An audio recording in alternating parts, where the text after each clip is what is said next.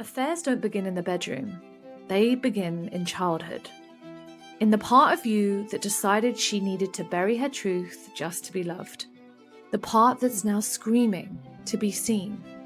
I'm Alex Croxford, and this is the Deeper Love podcast, where we name the shame, face the guilt, and help you find your way back to yourself. So let's begin. One of the biggest myths of our time in 2026 is that we should be happy all the time. We should have partners, we should have houses, cars, jobs, children, things that make us happy. And if we are not happy from all of these external things that we have been collecting in our lives, then we are doing it wrong. Or we are broken. Or we need to change something or someone, or we need to move house, or we need to buy a new car, or we need to find a new job. And then maybe we will finally be happy. But for many of you who are listening to this podcast, I suspect that you had a lot of those things ticked off the life list that are supposed to bring you happiness, and they didn't bring you happiness. And the happiness myth infects so many of us, especially in Western civilization. We're always chasing this elusive feeling of happiness. I just want to be happy. I'll be happy when. But if we are constantly chasing happiness, we will forever be disappointed. I believe that rather than happiness that we should be seeking, it's joy that we should focus on. Because we can find joy in the littlest moments of our day.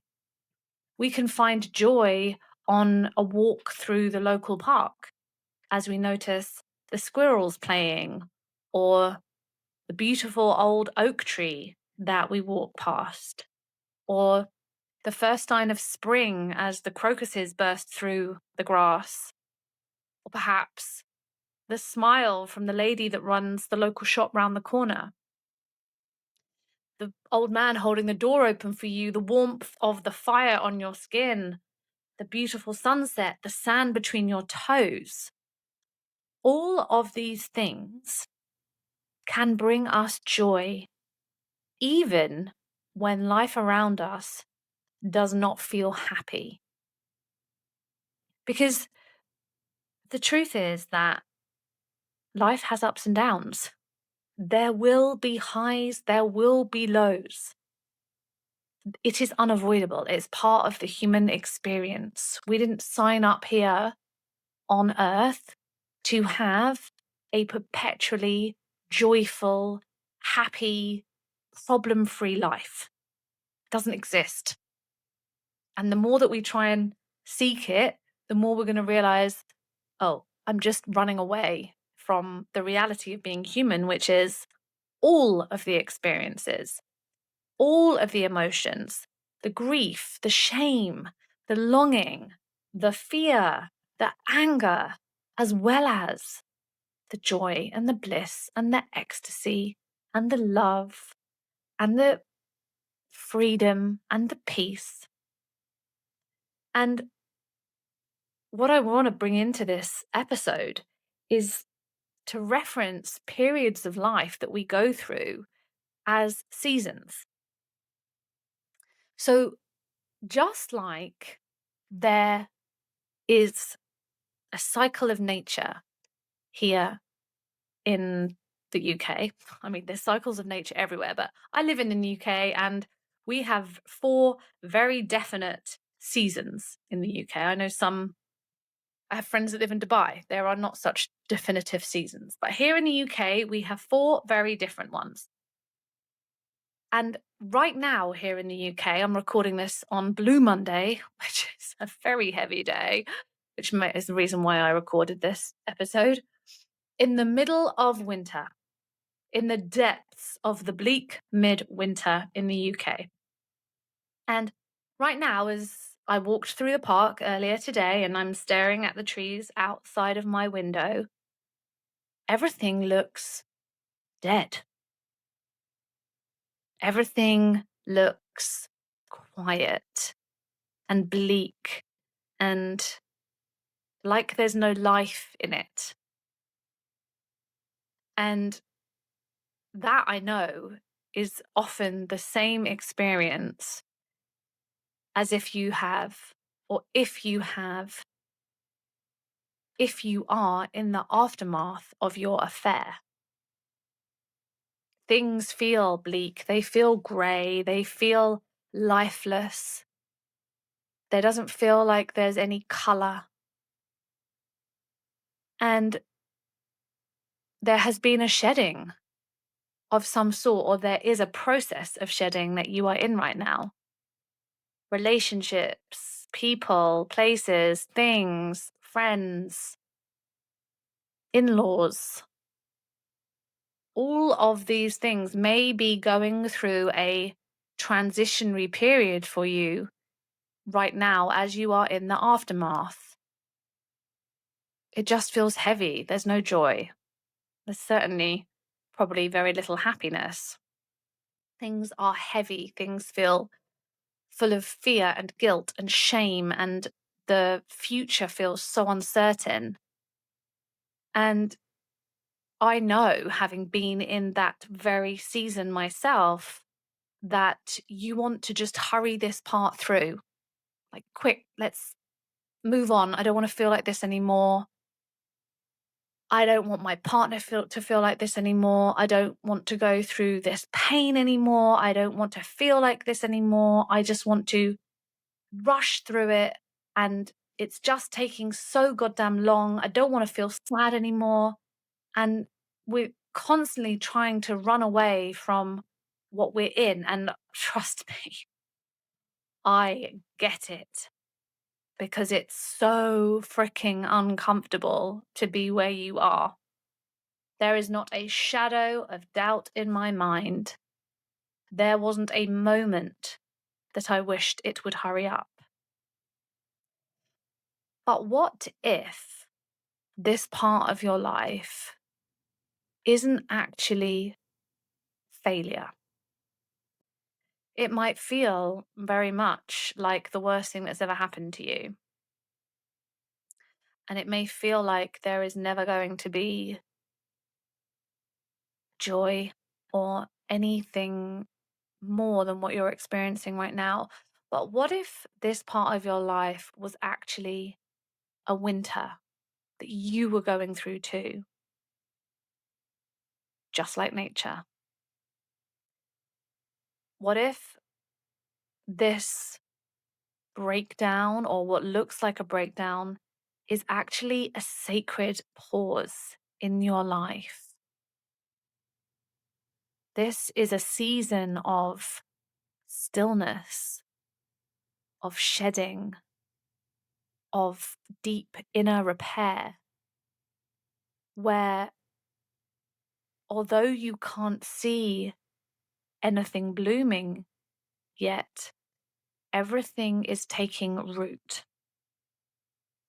And we can't rush through this. We can't hurry it up. Why? Because if we do, then the roots can't take root. What needs to grow cannot get enough grip on the earth.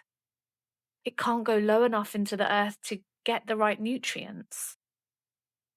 What needs to blossom won't have time. It's a little bit like us rushing from autumn into spring.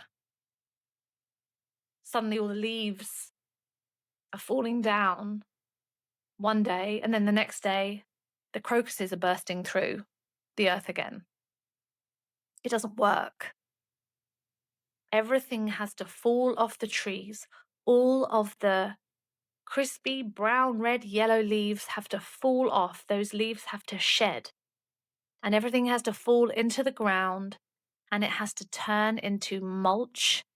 It has to dissolve. It has to fully die, and it goes into the soil so that it can be absorbed back into the ground. All of the nutrients back into the ground. Everything has to become super still and super quiet, almost dead. And from the outside, it looks like nothing is happening. Right now, as I go on my daily walks through the park, it looks bleak and it looks sparse. And it looks like nothing will ever be in color again. How do I know that those leaves are going to grow back on the trees? How do I know, oh, well, in the spring, things are going to look different? Because I trust. I trust in the cycle of nature. Because underneath the ground, there is so much going on. There is so much going on that we cannot see. And nature has had to slow down and take a breath and shed all that it's been carrying so that it can find the energy to rebirth again in spring. And if it had skipped through winter, like, oh no, we don't want to do winter. Winter's miserable. Winter's cold. Miserable, miserable, miserable time. Everybody just hides in their houses. The only thing we have to look forward to is Christmas, maybe New Year. But the rest of the time, people are holed up in their houses. It's dark. The days are short. No one has any money. So let's just skip through winter. Let's just skip through winter. But if it had skipped through winter, it wouldn't have had the chance to reset, to slow down, for everything to go inward. And that is an uncomfortable period. Well, it is for humans anyway. I don't think trees try to cling on to their leaves in autumn.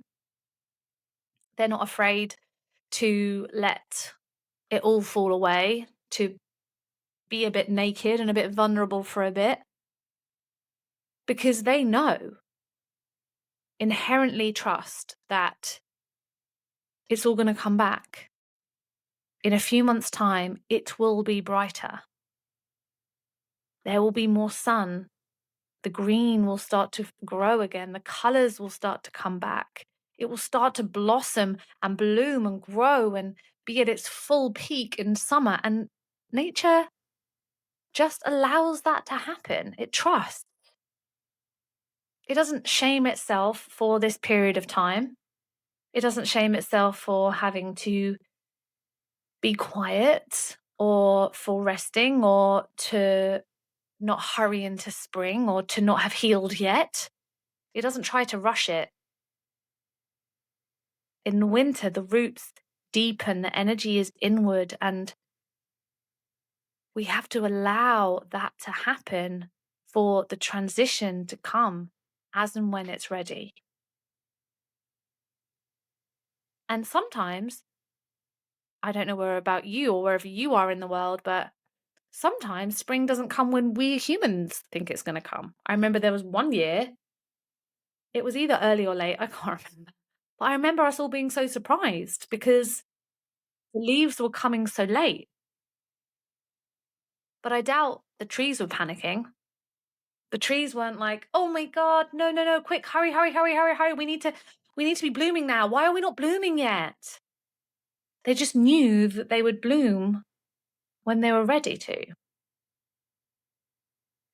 And if they had clung on to what they had known in the autumn, then they wouldn't have had this experience of a whole new lease of life, a whole new way of being, perhaps a different shape of the tree, perhaps different colors growing, perhaps different flowers emerging. And sometimes, this was in my own experience too, the most powerful healing happens when we stop trying to grip on to what was and we allow what is to move through us, for life to take us in the way that it needs to right now. And that doesn't mean that we suddenly don't take responsibility, or we don't have to heal, or we don't have to um, continue to meet ourselves. This means that I am allowing life to move through me. I am trusting that this season of life, which is so freaking hard, isn't for nothing. And honestly, that was one of the main things that saw me through the year post my reveal to my ex-husband, was the inner knowing that this season, this pain, this absolute brutal devastation in my life, where it felt like everything I knew and I loved was falling away, must have been for a bigger purpose. There must be some other reason for this. And that wasn't spiritually bypassing, because my God, did I still cry every single day. And my God, did I not want to feel like that anymore. But there was this part of me that just knew that there must be something more. There must be something bigger. There must be a reason. I can't be going through this extraordinary pain for nothing. I must be learning something. I must be healing something. And I mean, as I said earlier, don't get me wrong, there were days, there were hours, there were minutes that I was just desperate to not feel like that anymore. I cried every single day for a whole year. And I'd be lying to you if I was just like, sure, yeah, this is easy. Bring it on. No, no. I would do anything to not be having those awful conversations with my then husband, or to be stuck in a house where we would just walk into a room and trigger the hell out of each other without even saying anything.